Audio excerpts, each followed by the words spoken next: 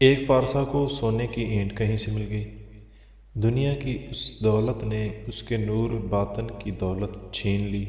وہ ساری رات یہی سوچتا رہا کہ اب سنگ مرمر کی ایک عالی شان حویلی بناؤں گا، بہت سے نوکر چاکر رکھوں گا، عمدہ عمدہ کھانے کھاؤں گا اور اعلیٰ درجے کی پوشاک سلواؤں گا۔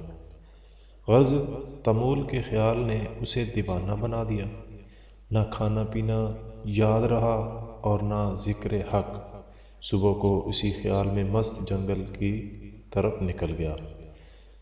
وہاں دیکھا کہ ایک شخص ایک قبر پر مٹی گوندھ رہا ہے اور اس سے اینٹیں بنائے گا۔ یہ نظارہ دیکھ کر پارسا کی آنکھیں کھل گئیں اور اس کو خیال آیا کہ مرنے کے بعد میری قبر کی مٹی سے بھی لوگ اینٹیں بنائیں گے۔ عالی شان مکان، اعلیٰ لباس اور عمدہ کھانے سب یہیں دھرے رہ جائیں گے۔ اس لیے سونے کی اینٹ سے دل لگانا بیکار ہے۔ ہاں، دل لگانا ہے تو اپنے خالق سے لگاؤ۔